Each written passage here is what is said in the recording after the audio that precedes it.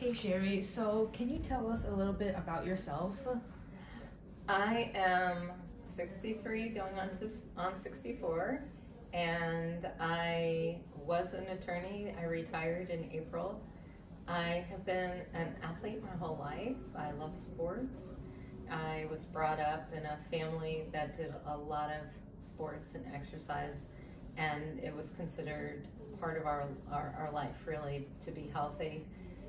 My father was an OBGYN and was uh, early into the idea of sports medicine and health. And as a doctor who worked with women, he especially thought it was extremely important for women to stay physically fit throughout their lives. So myself and my siblings were like living proof of that. And I think we're all very healthy and happy because of that. Yeah, that makes sense. And so, how were you before this back problem versus now? So this was a lifesaver for me. It was extremely important.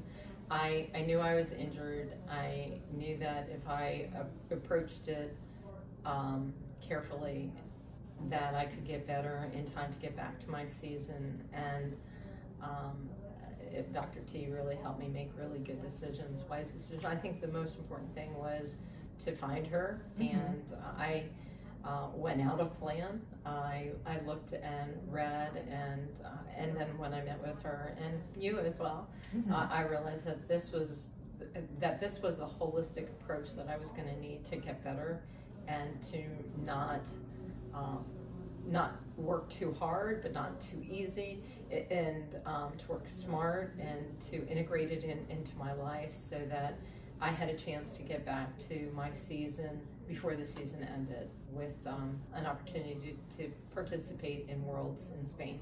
And it meant saying no to a lot of other things, but I think that's part of life. You have to make good choices, and I think that this practice really helped me make the wise choices. Yeah, and could you elaborate a bit on your like triathlete and triathlon and everything like that?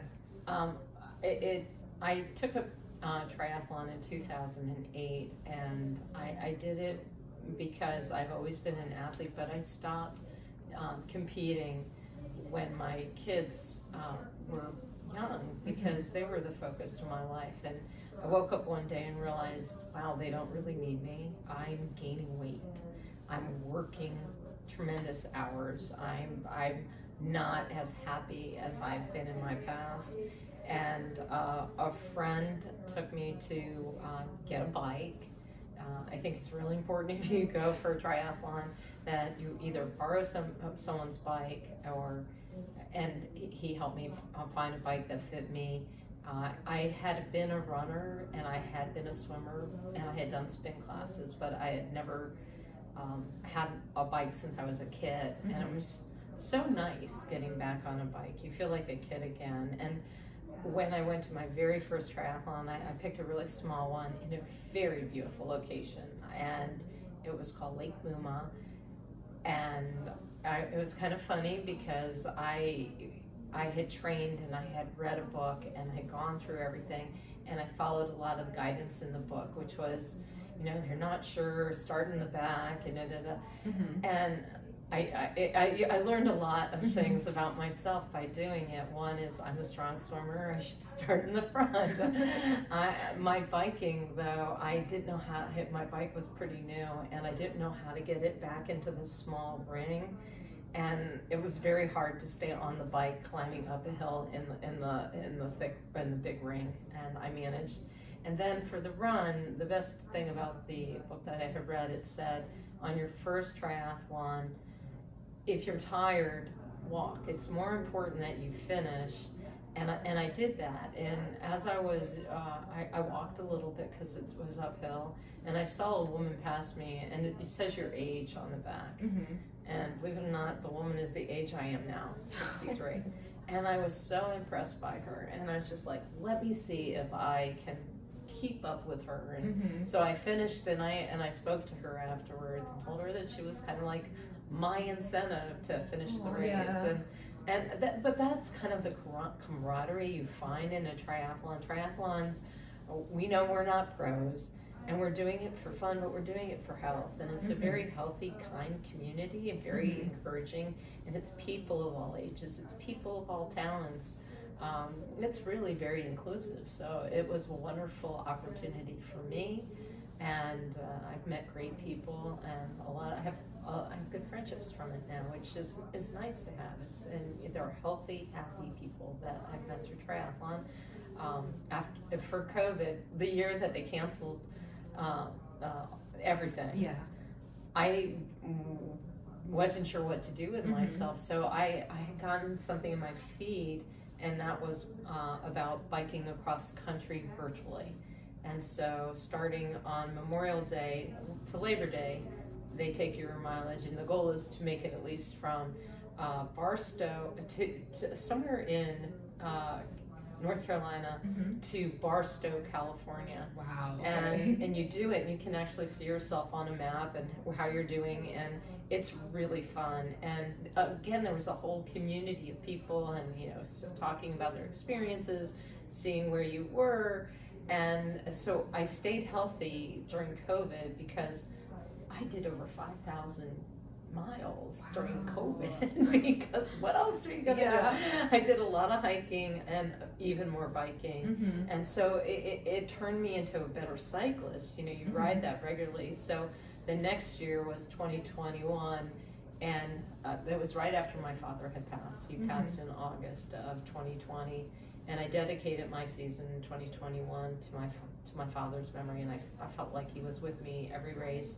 I had the best race season. I reached every goal I had set for myself in triathlon that year, and it was wonderful. And that's when I got my first bid to go to Worlds to represent the United States in my age group. So it's interesting how something bad can turn into something good in so many different ways. So that's how I got into triathlons, and now I'm out there trying to encourage other people to do triathlons, even if it's just to do it as a relay and to take one part of it, and for older people not to give up. Like, one of the things that happens is so many people stop being active, and that they can stop that. I mean, that is a choice to be active. But when you're with other people who are encouraging you, I mean, we're right next to the trail here. I love seeing the people running and together on the trails, and they're all ages. So I'm a real proponent of that. I'm glad to be part of that community, and here in the Reston area, it's wonderful. It's great that you found community, and no matter what you did, in just the triathlon and then in the biking too, it's just amazing the amount of community you found there. Yeah, it is, and it's not ending. It's so funny. I think that's for everybody. If you find something you like to do, go do it. You'll find other people who like it, and then you can talk about it together, because a lot of people don't want to hear about it. So you found your people. And talking more about your injury, how did that affect you being a triathlete and everything?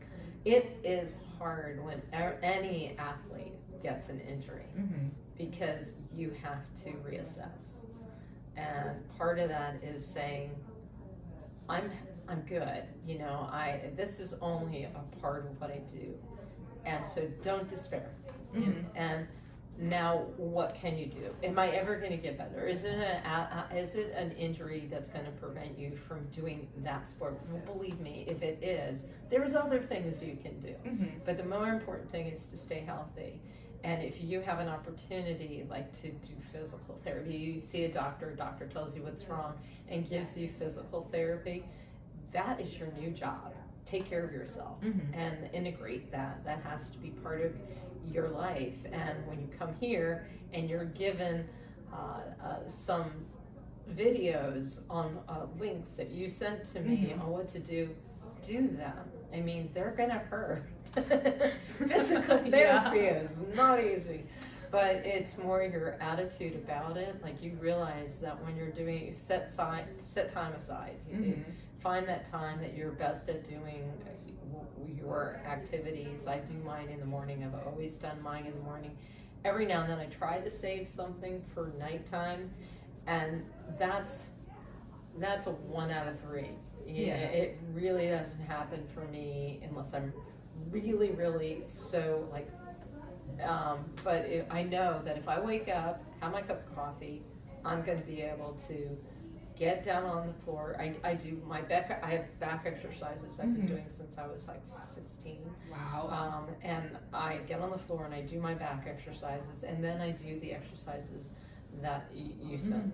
And sometimes not every one of them, especially if I know I'm coming in here, Yeah. or if I'm working with my personal trainer, because some of it I'm going to do. But I do all of them at least 4 times a week. So ideally, I try to do it daily. If I don't, it's because I'm doing something else to stretch and work out my body. Yeah, that's great, especially talking about like commitment and like sticking to like a schedule and a plan when it comes to your health and wellness. I think that's like really important. And find what works for you, because there's people who work out at night, and that's their time. They'll finish work and they'll go to the gym, and that's the time that they like to work out. Those are usually night people. Morning people are the ones that wake up, and the funny group. Like I'm not a part of the 5 o'clock crowd, but there is a group of people at where I go that are there at 5 a.m. when the doors open. They line up to get in. And I have a friend who was with that group, and every now and then I would swim with him, and I have to get myself up, get there, and it's hard for me, especially now that I'm retired. I still try to get started by 6:30 before, but ideally 5:30. Everyone's different, whatever works for each person. Yeah, that makes sense. Yeah. And talking a little bit more about your injury, did you notice any changes like during the sessions or like while you're doing the sessions? Like, it's incredible. It's actually, it's in the beginning it was pretty, some of it is incremental, but some of it is immediate. I think one of the very first times on the table, when Dr. T was, something popped. Oh, wow. And it in a good way. Whatever, it was a good thing. And you know, when I got up and walked around, I felt it. I felt like I was something. And then the other is just by doing the exercises every day, you even notice it's tremendous. I could not bend over and reach my hands past my knees without my butt hurting. Yeah. My palms are almost to the ground. I mean, it's just that much. And I remember I did yoga, and I couldn't do any of my yoga that I used to do. Now I'm getting back to doing the yoga. I'm not able to do every move that I used to, but like I'm like doing 90 to 95%. So good, yeah. And that's after hurting my spine and hurting a muscle. I don't even know which muscle per se it is that I injured, but it's somewhere deep in your glute, and it is so much better. And it was fast, and now it's much more incremental because I have a lot less to go. But it doesn't mean that I should stop. I have to keep going. Yeah, and with that, what would you say to someone who's like in a similar position where you were in the beginning, where they're kind of on the fence of like, if I should try physical therapy, if I should see a doctor? What would you say to them? Well, I found a benefit of seeing a doctor is to make sure that you haven't done something really serious. And I went back to, I have scoliosis, so I went back to the doctor who has always been just, he knows athletes, and he knows me, and he was so encouraging. And he said, you know, your spine isn't that much worse than you were here last time. It's very minor. Yes, you're injured now, but all you need to do is take time, go to physical therapy, and that helped me mentally to hear that. I thought so. It was kind of like an echo chamber. I thought but then finding again the right physical therapist, someone who really knows backs and how to approach it, and the type of things we do here, I would never have I've been to other physical therapists, and a very good friend of mine was a very good physical therapist and helped me when I had shoulder surgery, and she's since is retired, and she was fantastic. So I know it's good, Yeah. but I also know it's not good. So I realized that when the very first time I came here, met you and met Dr. T, and then got on the table, it was clear that that was going to be the right direction for me. I think it's the right direction for a lot of people. I think you have to make a commitment to your body to the extent that, you know, we only get one. This is it. Yeah. Take the best care you can. If you feel somebody like Dr. T is the right one for you, then it's the right one for you. Don't question it. It doesn't matter. If you go through the time and the energy, you'll get results. Yeah, and that's like a great piece of advice, of just like commit to your body and like pay attention to it, especially like if you find yourself getting injured and everything. Yeah.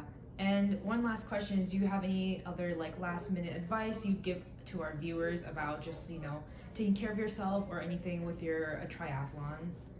Well, just for really anybody who might be viewing this, it is so good to know that you're taking good care of yourself. It's hard. It's not easy. There are a lot of decisions that I think that whenever we work hard at something, there's a payoff. It's painful. You know, it's easy to sit on the couch and watch TV. It's easy to scroll, but you feel kind of bereft afterwards. This is the opposite. Whenever you get out and you're in nature, or if you're doing something that's a little hard, even on a bad day, when you're done with it, you're always feeling a little bit better about yourself. And it's because you know you're doing something good. And something good sometimes is a little painful. It's a little mentally taxing. And you'll feel better and happier, and hopefully, if you're listening to this, you're invigorated, and we'll do that for yourself, because I think anybody who's watching this is very interested in taking care of themselves, and it's worth it. You are worth it. Yeah, thank you so much for sharing your story and just your whole journey with us. Thank you.